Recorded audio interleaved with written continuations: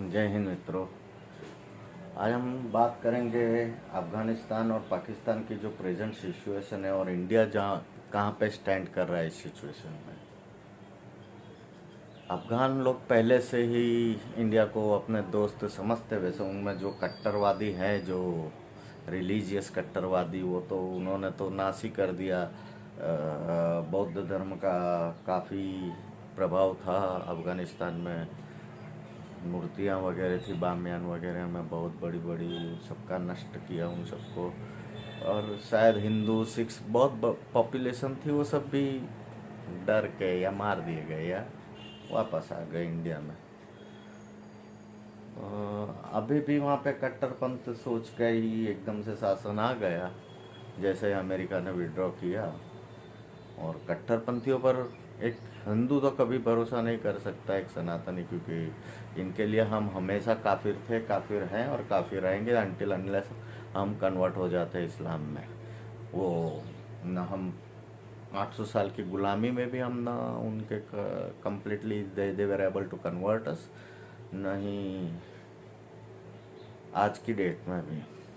लेकिन हमें इस तरह से हमारे समाज को धीरे धीरे धीरे करके तोड़ा गया, जातियों में, इसमें उसमें बांट कर कि हम इंटरनली थोड़े कमज़ोर हुए। लेकिन आज तो हमारा शासक भी शूद्र है,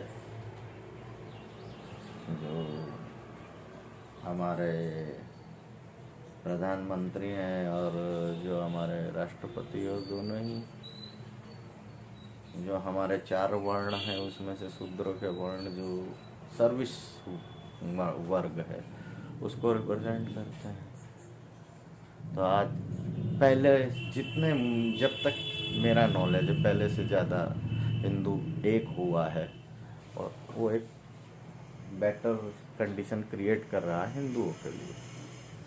और ये साधु जो चोला पहने हुए और बैठे हुए, ईश्वर ने हमेशा कहा है ना कि जब जब तकलीफ होगी मैं आऊँगा, तो वैसे ही आए हैं। अभी भी तकलीफें कम नहीं हुई हैं, अभी सहन करना हमें काफ़ी है। लेकिन शायद अब हम लड़ने के लिए प्रिपेयर हो चुके हैं।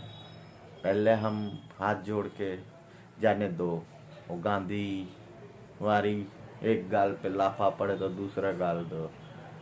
लेकिन अब हमारा युवा भी समझदार हो गया है और वो भी सोच रहा है कि अब साला एक गाल पे लाफा मारने की जुर्रत करने की कोशिश करे, उससे पहले उसके दोनों हाथ काट डालो तो लाफा मार नहीं सकेगा। तो ये मेंटालिटी के साथ में अब हमें आगे बढ़ना है, साथ में ही रहना है।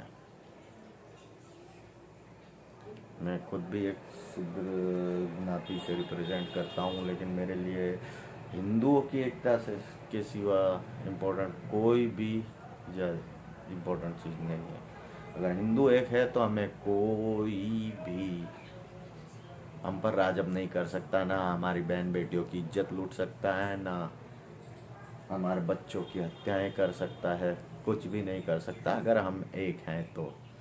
लेकिन एकता, जो संगठन, वो सब बातें एक अपने दायरे में रहती है। जो सबसे इम्पोर्टेंट चीज रहती है वो प्रदर्शन।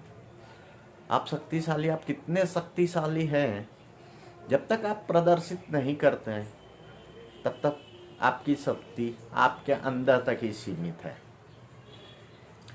तो इम्पोर्टेंट चीज होती है कि शक्ति का प्रदर्शन। क्या हम सनातनियों ने कभी किया है? 1000 साल में कभी? आज हमारे पास में मौका है शक्ति प्रदर्शन का, तो जिस तरीके से भी हो सके उस तरीके से हम शक्ति का प्रदर्शन करें। हम अपनी पहचान को अलग रखें, हम अपनी पहचान पर गर्व गर्व महसूस करें, हम अपनी पहचान पर गर्व महसूस करें। हम हिंदू हैं, हम सनातनी, इस बात पर गर्व महसूस करें। हमारे सबके अंदर ईश्वर का वास है, हम इस चीज़ को एक्सेप्ट करें जो हमें बताया गया है। और हम एक चीज़ को हमेशा हमेशा हमेशा के लिए याद रखें कि हम काफिर हैं, कफूर हैं, हम कत्ले जायज हैं, कभी भी हमें ख़त्म कर दिया जाएगा, ये एक हकीकत है क्योंकि ये आसमानी किताब में लिखा हुआ है। तो बी केयरफुल, हमेशा केयरफुल रहिए अपने आजू बाजू के माहौल को। मैं ये नहीं कहता कि आप हिंसक बनिए, लेकिन जरूर पड़े तो हिंसा करनी पड़ती है। अगर आप गिर गए और आपके पास में हथियार है, आप 100 आदमी से गिर गए, तो आप मारते मारते हो सकता है 1-2 आदमी को तो नुकसान कर दें, आपके दुश्मन को। तो मेंटली भी प्रिपेयर रहिए और फिजिकली भी प्रिपेयर रहिए, क्योंकि कभी भी मस्जिदों के बुंगलों में से आवाज़ आ सकती है कि काफिरों, अपनी औरतों को छोड़ के भी, बच्चियों को छोड़कर, और या इस्लाम कबूल करो या हम तुम्हें कत्ल कर देंगे, जो कि हम हैं ही वाजिब, कत्ल वाजिब हम हैं, तो शायद हम कत्ल कर दिया जाएगा और हमारी औरतों और बच्चियों को पे अत्याचार किए जाएंगे, जो 1000 साल तक तो हमने सहन किए, लेकिन अब हमारी टॉलरेंस की कैपेसिटी आ गई। जो ये इनटॉलरेंट रास्कल मलेच्छ है, जिस देश को फिर से अपने कब्जे में लेने की कोशिश कर रहे, किसी भी बाई हुरुक और बाई क्रुक,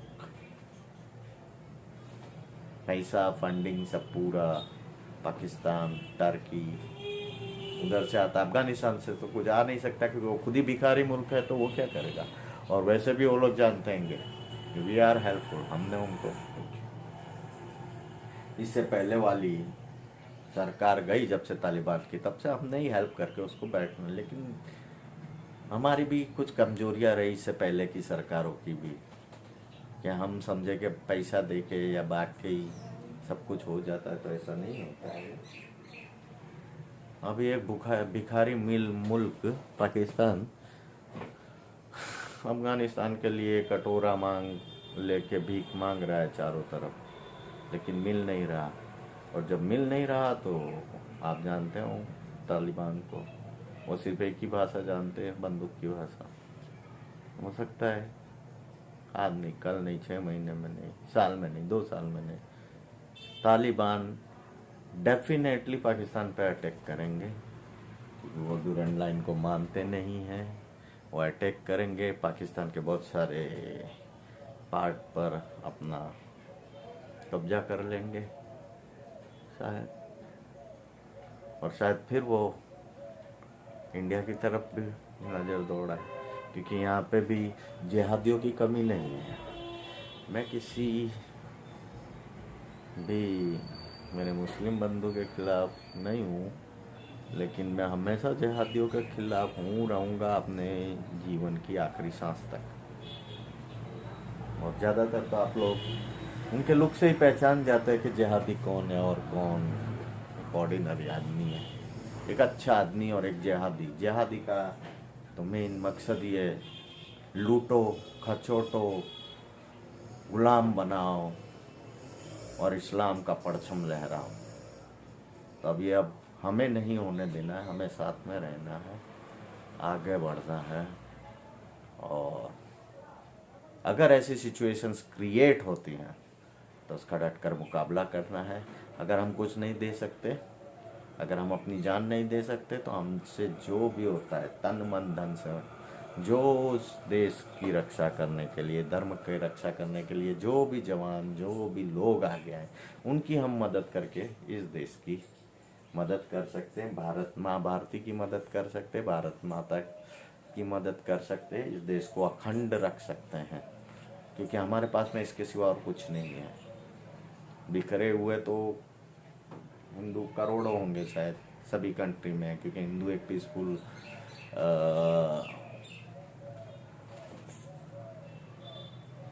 हिंदू लोग पीसफुल है बेसिकली।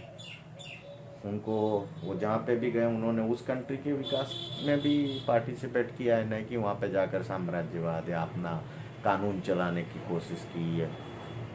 तो बेसिकली अब हमारे पास में एक ही ऑप्शन बचा है, ऐसी सरकारें लाओ जो हिंदुओं की बातें सुने, ऐसे दोगले मादर जातों को ख़त्म करो जो चोला तो पहने हुए सनातन का, लेकिन नुकसान कर रहे सनातन जयचंदों की औलादें, जिनकी के, क्या बोलूँ अभी, जन समझो, अपने अंदर के जयचंदों को पहचानो और उनको प्रॉपरली ट्रीट करो, क्योंकि जब जयचंद खत्म नहीं होंगे तब तक का इस धर्म पे खतरा रहेगा।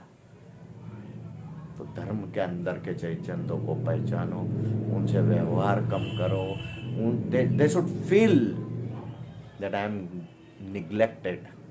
Why? Because I am anti India. चाहे कोई भी पक्ष के हो, कोई भी धर्म के हो, कोई भी जाति के हो, अगर वो भारतीयों की एकता के अगेंस्ट में काम कर रहे हैं तो उनको पहचानो, उनको सेग्रीगेट करो, उनको टोटली अवॉइड करो। इस कदर धंधा की तौर पर, सामाजिक तौर पर, आर्थिक तौर पर, सभी तरीके से इनको इस तरह से तोड़ो। क्योंकि देखो, आदमी अगर फाइनेंशियली टूट जाता है तो फिर वो सब तरीके से टूट जाता है। तो प्लीज संगठित रहो, सुरक्षित रहो, और कोविड गया नहीं है तो अपनी सावधानियाँ जो भी सरकार के द्वारा कहा जाता है उसका पालन करो, सुरक्षित रहो, समाज को सुरक्षित रखो और संगठित रहो।